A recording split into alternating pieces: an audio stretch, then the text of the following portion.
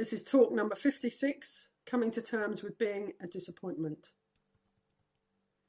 My husband, William Ayotte, organised a poetry series in South Wales for 8 years. It was called Poetry on the Border. It was a simple but beautiful idea. Each event brought together a poet from Wales and a poet from elsewhere, creating a meeting place between voices, landscapes and inner worlds. There was something like about those evenings that lingered. The sense of poetry, like relationship, lives in the space between people rather than any single voice. On one occasion, one of the visiting poets was David Whyte. I remember sitting in the room as he spoke and feeling unexpectedly stopped in my tracks by something he said. It wasn't a line of poetry, but a reflection on relationship. He said he was coming to terms with being a disappointment.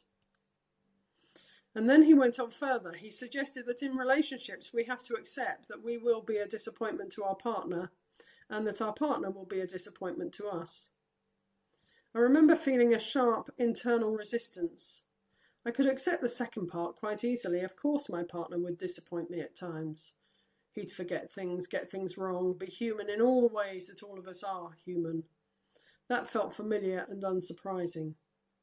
But the idea that I would be a disappointment to him was much harder to take in. Something in me wanted to be the exception, to be the one who got it right, to be the one who loved well enough, cared enough, paid enough attention, so that disappointment would not be part of the equation. There was a quiet grief over the next few days in recognising that this wasn't possible. Not because love is lacking, but because love is lived between two separate human beings, each with their own histories, sensitivities, longings and limits. We will inevitably bump into each other's edges. We will miss a tune.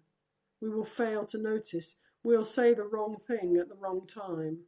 We won't always be able to meet what's needed. And in those moments, I'm a disappointment. What struck me most was not the idea itself, but the permission embedded within it, once I realised that. It softened something. It took the fantasy of perfect attunement out of the centre of the relationship and replaced it with something more grounded, more human, and ultimately more bearable. Over time, I've come to see that trying not to be a disappointment is a very heavy way to live. It creates an impossible standard, and with it a constant low-level anxiety of getting it wrong. Whereas accepting that disappointment is a part of relationship brings a different kind of freedom, I've discovered. It allows repair. It allows honesty. It allows us to come back to each other after we've missed.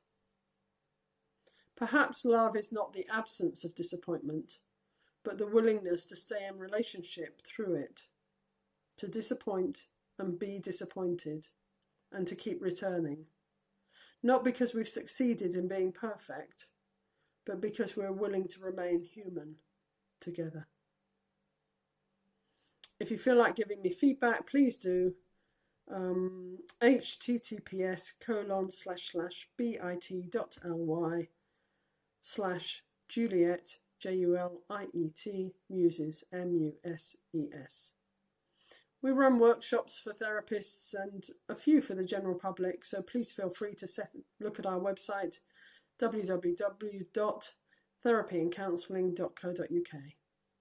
Take care, thanks for listening, and please do me a favour, and if you're enjoying these or you think one is particularly good, please spread the word to other people. Please share them and pass them on. Take care. Go well. Thank you.